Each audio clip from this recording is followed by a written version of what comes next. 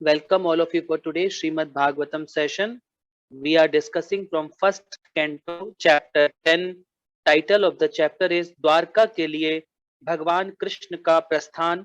हम भक्तों ने श्लोक नंबर 5 तक पढ़ लिया था. आज हम लोग श्लोक नंबर 6 से प्रारंभ करेंगे.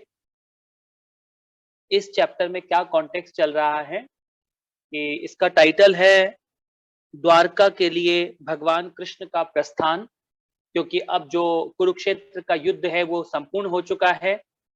जो भीष्म पितामह हैं उन्होंने युधिष्ठिर महाराज को कंप्लीट नॉलेज दे दिया है और भीष्म पितामह ने भगवान के लिए बहुत सुंदर स्तुति की है और भीष्म पितामह ने फाइनली अपना शरीर छोड़ दिया है. इसके तत्पश्चात जो शौनक आदि ऋषि हैं, अब उनके मन में एक इंपॉर्टेंट प्रश्न आया है कि जो ये भगवान के प्योर डिवोटी होते हैं, क्योंकि भीष्म पितामह महाजन हैं, जो हमारे इस वैष्णव परंपरा में 12 महाजन होते हैं, बलि महाराज, जनक महाराज, शंभो, वयासखी, शिव जी, ये सारे महाजन हैं. तो ये बहुत ग्रेट पर्सनालिटी होते हैं. शिव जो महाजन होते हैं ये भगवान के लिए कुछ भी सेक्रीफाइस कर देते हैं, क्योंकि इनको भगवान की पूरी प्लानिंग पता होती है. तो ये जो भगवान के प्योर डिवोटी हैं भीष्म पितामह, इन्होंने अपना शरीर छोड़ दिया है. और अब जो शौनक आदि ऋषि हैं वो पूछ रहे हैं कि जो ये युधिष्ठिर महाराज हैं, जो भगवान के प्योर डिवोटी हैं, इन्होंने किस प्रकार इस राज्य को चलाया. तो जो सूत गोस्वामी हैं वो शौनक आदि ऋषियों को अब आंसर कर रहे हैं कि जो भगवान के प्योर डिवोटी होते हैं उनके वो किस प्रकार अपने राज्य को चलाते हैं. वो जो भगवान ने प्रॉपर परंपरा सेट की होती है, भगवान ने इसको किस प्रकार चातुर्वर्ण्यम मया सृष्टम गुणा कर्म विभागशः, किस प्रकार इस पूरी सोसाइटी को 4 वर्णों और 4 वर्गों में भगवान ने डिवाइड किया है, वो प्रॉपरली उस सिस्टम को फॉलो करते हैं और इस पूरी सोसाइटी को वो भगवान की सेवा में, मतलब मेन जो भगवान की भक्ति में इन्वॉल्व करते हैं. और प्रभुपाद जी समझा रहे हैं जो आज के जो लीडर हैं वो कैसे हैं, अंधा अंधायते, जो क्या है वो अंधे अंधों को ही लीड कर रहे हैं. इस प्रकार हमारे करंट सोसाइटी में वैसे लीडर अब नहीं हैं. तो वो प्रभुपाद जी हमें यहाँ पर बता रहे हैं. और उस समय जब इतने अच्छे राजा होते थे जहां पे भगवान की भक्ति बहुत सुप्रीम होती थी, भगवान की भक्ति को टॉप मोस्ट रखा जाता था, तब जो राजा होते थे वो अपनी प्रजा को कृष्णा कॉन्शियस बनाने में इन्वॉल्व होते थे. तो जितनी भी वहां पे जैसे भूमि है वो बहुत अधिक मात्रा में अन्न देती थी, बहुत सारे जितने भी खनिज पदार्थ होते हैं वो सब देती थी, जैसे बादल होते हैं प्रॉपर वर्षा करते थे. तो हर चीज प्रॉपर संतुलन थी और सिस्टमैटिक तरीके से ये पूरी नेचर, पूरी प्रकृति कार्य करती थी. इसके तत्पश्चात हमने कल के लास्ट श्लोक में पढ़ा था, जो कि था श्लोक नंबर 5 नंबर का श्लोक हमने कल पढ़ा था, बहुत सुंदर था वो भी. उसमें हमने पढ़ा प्रत्येक ऋतु में नदियां, समुद्र, पर्वत, जंगल, लताएं तथा कारगर औषधियां प्रचुर मात्रा में राजा को अपना अपना कर चुकता करती थी. तो ये पूरी की पूरी जो नेचर थी वो किसको रेस्पेक्ट करती थी, राजा को रेस्पेक्ट करती थी, क्योंकि राजा किसका प्रतिनिधि होता था, वो भगवान का प्रतिनिधि होता था. वो भगवान के ऑर्डर पर इस पूरे संसार को लीड करता था. और जो प्रकृति है, जो दुर्गा माता है, वो भी उस राजा को क्या करती थी, रेस्पेक्ट करती थी. तो ये सब उनका कर चुकाते थे राजा को लिए. सब सारी की सारी ये पूरी प्रकृति प्रचुर मात्रा में राजा को सारी सामग्री प्रदान करते थे, ताकि क्या हो सके, उस पूरे राज्य को बहुत अच्छे से लीड कर सकें, सभी को भगवान की सेवा में लगा सकें. परंतु अभी हम सब लोग क्या कर रहे हैं, प्रकृति के साथ खिलवाड़ कर रहे हैं, बहुत सारा मांसाहार कर रहे हैं, पशुओं को मार रहे हैं और पूरी प्रकृति को हमने पूरा डिस्टर्ब कर दिया है. पूरी जो धरती माता को जहां चाहते हैं, जो चाहते हैं, पूरा डिस्टर्ब कर रखा है. तो इस तरीके से हम करेंगे तो, क्योंकि वैसे राजा नहीं है, अभी के राजा कैसे हैं, वो सारे ऐसी पॉलिसीज बना रहे हैं जिससे ये पूरी प्रजा क्या रहती है, बहुत डिस्टर्ब रहती है, एंग्जाइटी में रहते हैं हम हर मोमेंट कि हमें कौन खाना देगा, हम कैसे जिएंगे. अब हमेशा हम डिस्टर्ब रहते हैं और एंग्जाइटी में रहते हैं हम सब लोग. तो ये हमारे क्या है, ये हमारे, क्योंकि वैसे अब हमारे पास लीडर नहीं है जो भगवान के भक्त होते थे. अब हम श्लोक नंबर 6 पढ़ेंगे. श्लोक नंबर 6 का तात्पर्य पढ़ने के लिए मेरे साथ आइए. श्लोक नंबर 6 का तात्पर्य पढ़ेंगे आज. विजेंद्र कुमार सिंह जी आप पढ़ेंगे।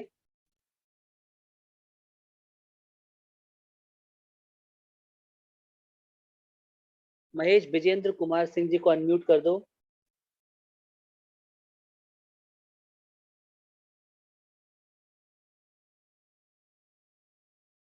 विजेंद्र जी।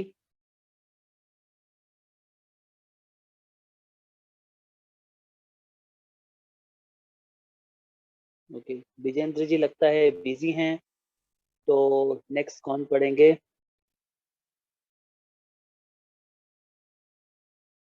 कमला भाटिया माता जी आप पढ़ेंगे।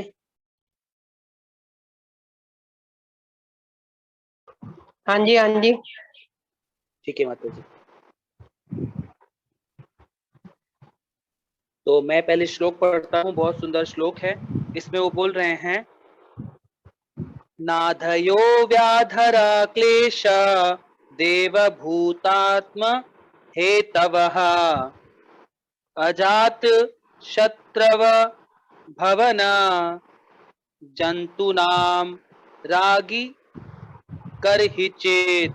बोल रहे हैं, चूंकि राजा का कोई शत्रु न था, अतएव सारे जीव किसी भी समय मानसिक क्लेशों, रोगों या अत्यधिक ताप या शीत से विचलित नहीं थे। तो ये क्या बता रहे हैं अब, क्योंकि राजा का कोई शत्रु नहीं था। जो युधिष्ठिर महाराज थे वो क्या थे? पराक्रमी सम्राट थे, चक्रवर्ती सम्राट थे, क्योंकि भगवान ने खुद उनको उस गद्दी पर बिठाया था। तो उनका कोई शत्रु नहीं था, क्योंकि उन्होंने सारे अश्वमेध यज्ञ ये सब संपूर्ण राजसूय यज्ञ जीत चुके थे। वो इस प्रकार जो युधिष्ठिर महाराज हैं, उनका कोई भी अब शत्रु नहीं बचा था। इस तरह बोल रहे हैं, क्योंकि राजा का कोई शत्रु न था, अतएव सारे जीव, हर लिविंग एंटिटी। क्योंकि बारफॉल में पैक नहीं लग रहा टाइमली, उसमें भी कुछ आपका जो टारपोलिन का इशू था उसके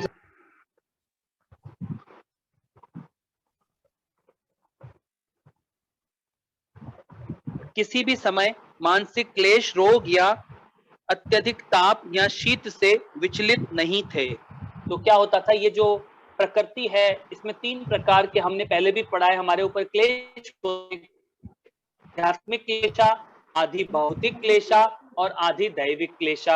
आध्यात्मिक क्लेशा मतलब जो हमारे मन और बुद्धि से हम परेशान रहते हैं, उसको आध्यात्मिक क्लेशा। आधि भौतिक क्लेशा, जो अदर लिविंग एंटिटीज हमें परेशान करती हैं। तो सोचिए, युधिष्ठिर महाराज के ये जितने भी जीव जंतु थे, ये भी उनके दुश्मन नहीं थे, मतलब ये भी उनको हानि नहीं पहुंचाते थे। अगर उनके सामने कोई जीव जंतु, बड़ा कोई जानवर भी खड़ा है, वो भी उनको कभी नुकसान नहीं पहुंचाता था, क्योंकि वो उनसे कोई शत्रुता नहीं रखता था। तो और क्या बोल रहे हैं, तो इस प्रकार के जो क्लेश होते हैं, ये कब उत्पन्न होते हैं? ये इस करंट सिचुएशन में जो हम कर रहे हैं, प्रकृति के साथ हम लोग ये सब गड़बड़ कर रहे हैं, इस सिचुएशन में ये सब होता है। तो एक ऐसे बहुत सुंदर कथा है, जब हम श्रीमद् भागवतम आगे पढ़ेंगे, तो श्रीमद् भागवतम में एक बहुत सुंदर कथा आती है। रंती देव राजा थे, एक रंती देव। जो रंती देव थे, वो कितने सुंदर राजा थे।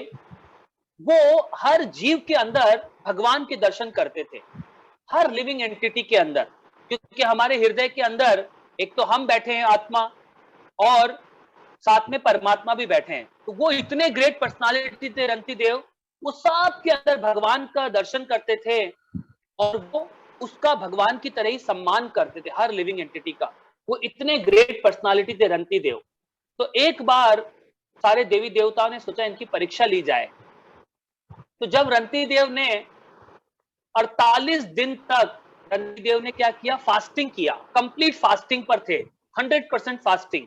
जब 48 डेज खत्म हुआ, जब 49th डे था, जब उनको अपना फास्ट ब्रेक करना था, तो कुछ घी और दूध से बने हुए कुछ आइटम बनाए गए और उन तक पहुंचाए गए, और कुछ पीने का पानी उनको दिया गया।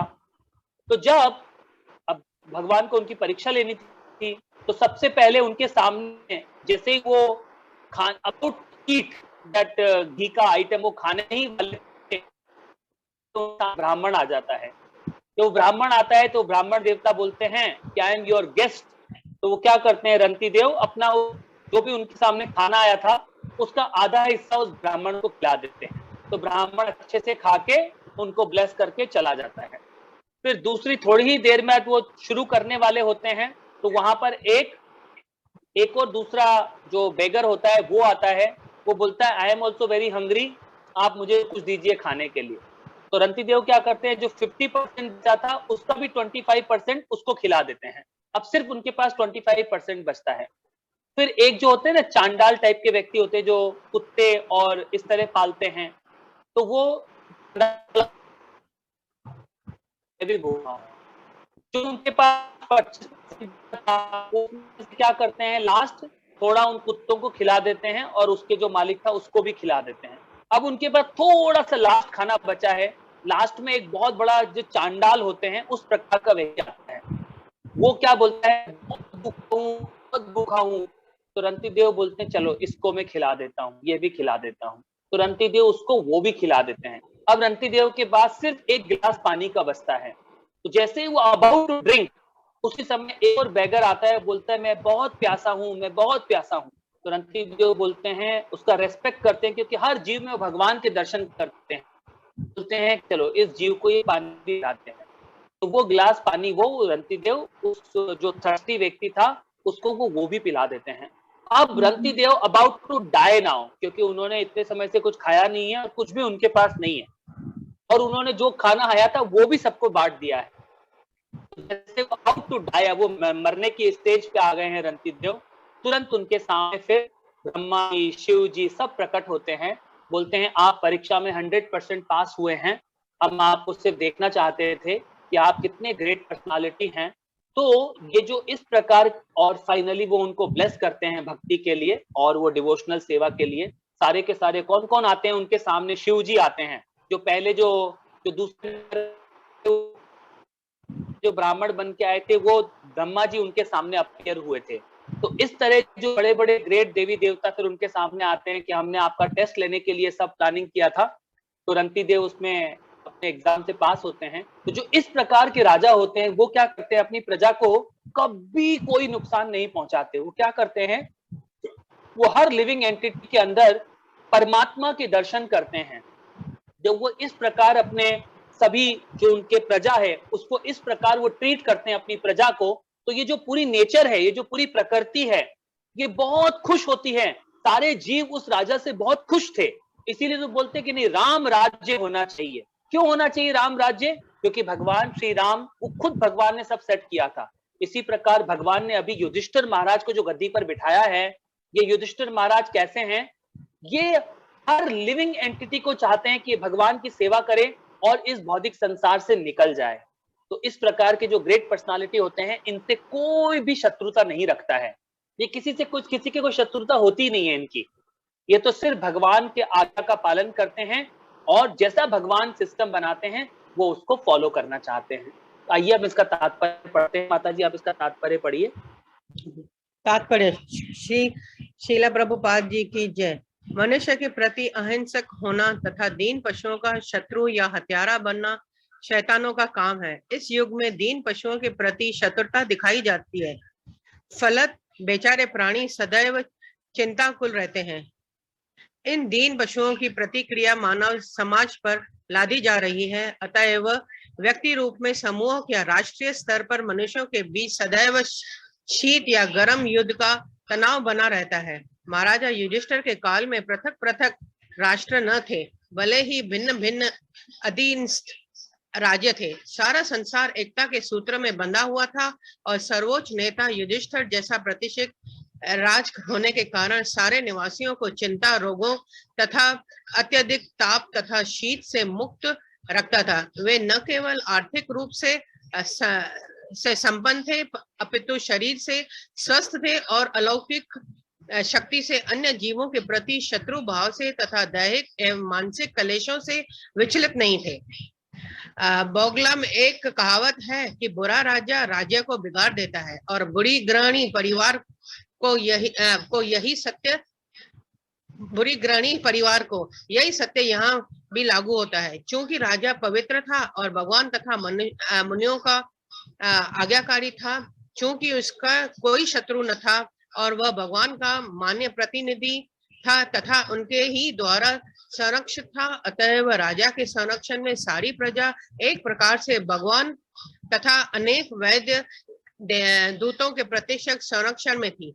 जब तक कोई स्वयं पवित्र न हो और भगवान द्वारा मान्य न हो तो वह अपने अधीनस्थ लोगों को सुखी नहीं बना सकता। मनुष्य तथा ईश्वर के बीच और मनुष्य तथा प्रकृति के बीच पूरा सहयोग रहता है, और मनुष्य तथा ईश्वर के बीच एवं मनुष्य तथा प्रकृति के बीच ऐसे सचेतन सहयोग से ही संसार में सुख शांति तथा समृद्धि लाई जा सकती है। क्योंकि जैसे कि राजा युधिष्ठिर में प्रदर्शित होता है, एक दूसरे के शोषण की प्रवृत्ति जिसका आजकल बोलबाला है, केवल कलेश ला सकती है। हरे कृष्ण प्रभु जी। हरे कृष्ण माता जी, आपका बहुत बहुत धन्यवाद। देखिए यहाँ पर बहुत इंपॉर्टेंट एक पॉइंट बताया गया है। अभी करंट सोसाइटी में क्या हुआ है, जितने ये जो जीव हैं, जितने पशु हैं, वो भी बहुत एंजाइटी में रहते हैं। पशु भी तो ये पशुओं को तो एंजाइटी में नहीं होना चाहिए, क्योंकि आजकल की जनता क्या करती है, हमने इतनी बड़ी बड़ी मशीनें लगा दी हैं, इतने बड़े बड़े स्लॉटर हाउस खोल दिए हैं। हम पशुओं को, आज जो भारत है हमारा, जो भारत जो किसी लिविंग एंटिटी को नुकसान नहीं पहुंचाते थे ये राजा, आज हमारे नेताओं ने क्या किया है, भारत नंबर 1 बीफ एक्सपोर्टर है पूरे वर्ल्ड का। यहाँ सबसे ज्यादा गायों को काटकर उनके मांस को एक्सपोर्ट किया जाता है। उसमें हम देखिए किस कार्य में हम नंबर 1 हो गए हैं, जबकि भारत को किस में नंबर 1 होना चाहिए, भगवान की भक्ति में नंबर 1 होना चाहिए। अभी हम किस में नंबर 1 हो गए हैं, बुराई के कार्यों में, मतलब जो हिंसा के कार्य में हम नंबर 1 हो गए हैं।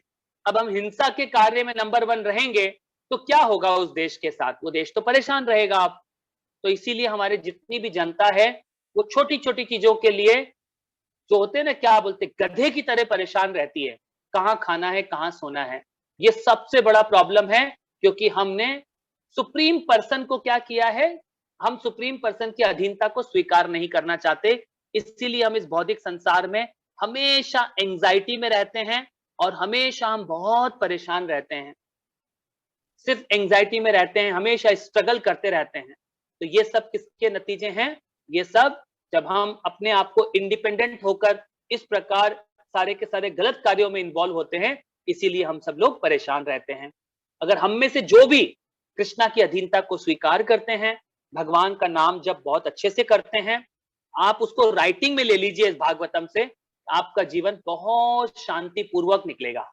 आप किसी भी एंजाइटी में नहीं रहेंगे, क्योंकि अब फिर आपको सब पता लग जाता है कि भगवान श्री कृष्ण सब कुछ कंट्रोल करते हैं, हर चीज वो कंट्रोल करते हैं। आप दुनिया की सारी एंजाइटी से बाहर आ जाएंगे, क्योंकि इस दुनिया में जो होना है वो होगा। आप आराम से प्रेम पूर्वक अपनी भक्ति कर पाएंगे जब आप इस सिस्टम को, जो प्रभुपाद ने हमें सिस्टम फॉलो करना सिखाया है, उसको जब हम ध्यान से फॉलो करेंगे। अब हम अगला श्लोक पढ़ते हैं, वो भी बहुत सुंदर श्लोक है। अगला श्लोक पढ़ने के लिए मेरे साथ, इसका तात्पर्य पढ़ने के लिए साथ में आ जाइए।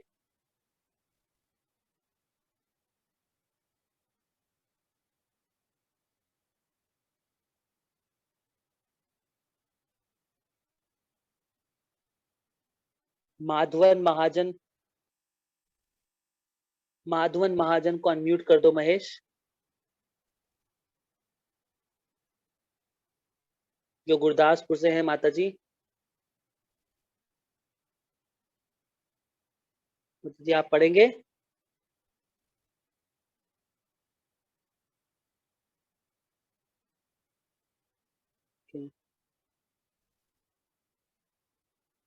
रुचिका माता जी को अनम्यूट कर दो। रुचिका माता जी।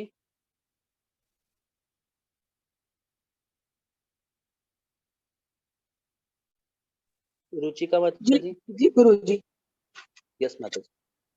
तो मैं श्लोक पढ़ता हूँ, आप उसका ट्रांसलेशन पढ़िएगा, उसका परपोर्ट पढ़िएगा। आप देखिए अगला क्या बोल रहे हैं वो, उषित्वा हस्तिनापुरे भासमासान कति यान हरि सुहृदा च विशोकाया स्वसुक्षा प्रियका म्यया। बोल रहे हैं, श्री हरि अपने संबंधियों को सांत्वना देने तथा अपनी बहन सुभद्रा को प्रसन्न करने के लिए कुछ महीने हस्तिनापुर में रहे। तो देखिए भगवान क्या होते हैं, भगवान तो सबके पालन करता है। जो कृष्ण है वो हर लिविंग एंटिटी को जानते हैं। उस लिविंग एंटिटी को भगवान चाहते हैं कि ये लिविंग एंटिटी बहुत प्रेम पूर्वक भगवान की सेवा में रहे। तो भगवान ने क्या किया, क्योंकि अभी अभी युद्ध खत्म हुआ है, सब संताप में हैं, सब, क्योंकि हम सब अटैच होते हैं शरीरों से, तो वो संताप में हैं। और जो उनकी बहन है सुभद्रा, जो सुभद्रा के पति थे अभिमन्यु, वो यंग एज में ही युद्ध में मारे गए हैं अभिमन्यु। तो जो उनकी बहन है सुभद्रा, उसको सांत्वना देने के लिए, इन सब रीतियों को निभाने के लिए भगवान क्या किए, भगवान थोड़े दिन और हस्तिनापुर में ही पांडवों के साथ स्टे किए। तो हम इसका तात्पर्य पढ़ते हैं। माता जी इसका तात्पर्य पढ़िए आप। जी गुरुजी, हरे कृष्णा गुरुजी। कुरुक्षेत्र युद्ध के बाद एवं युधिष्ठिर के सिंहासनारूढ़ होने पर श्री कृष्ण को अपने राज्य द्वारका के लिए प्रस्थान करना था, लेकिन महाराज युधिष्ठिर को अनुग्रहित करने तथा भीष्म देव पर विशेष अनुग्रह करने के लिए भगवान कृष्ण पांडवों की राजधानी हस्तिनापुर में रुके रहे। भगवान ने संतप्त राजा के सांत्वना देने तथा अपनी बहन सुभद्रा को प्रसन्न करने के लिए भी रुकने का निश्चय किया। सुभद्रा का विशेष रूप से सांत्वना दिए जाने की आवश्यकता थी, क्योंकि उसका एकमात्र पुत्र अभिमन्यु, जिसकी शादी हाल ही में हुई थी, मारा गया था। वह युवक अपनी पत्नी महाराज परीक्षित की माता उत्तरा को छोड़कर मरा था। भगवान को अपने भक्तों को प्रसन्न करने में प्रसन्नता होती है। केवल उनके भक्त ही उनके संबंधियों की भूमिका अदा कर सकते हैं। भगवान तो परम पूर्ण है। हरे कृष्णा गुरुजी।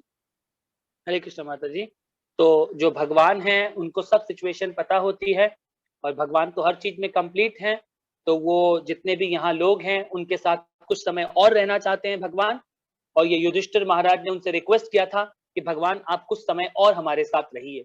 तो भगवान ने निश्चय किया है कुछ दिन भगवान अभी और रहेंगे हस्तिनापुर में। और उनकी जो बहन है सुभद्रा, उनके जो पुत्र थे, क्योंकि सुभद्रा अर्जुन की पत्नी थी, और उनके जो पुत्र हैं उनको भी वो उनके पुत्र अभिमन्यु इस युद्ध में मारे गए हैं, तो उनको भी सांत्वना की, क्योंकि उनके एक ही पुत्र था, यंग बेटा था एक, तो उसको संभालना बहुत जरूरी था। तो भगवान ने उनको भी सांत्वना देने के लिए वो कुछ दिनों के लिए और वहीं पे रहे। अब हम अगला श्लोक पढ़ते हैं।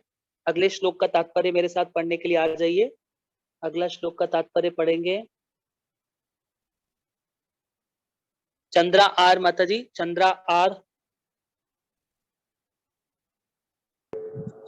हरे कृष्णा प्रभु जी। हाँ जी माता जी, हरे कृष्णा। तो मैं पहले श्लोक पढ़ता हूँ, बहुत सुंदर श्लोक है 8वें नंबर का। आमंत्रयत् चाभ्या नु ज्ञातः परि श्व राज्य भिवाद्यतम आरूरोह रथम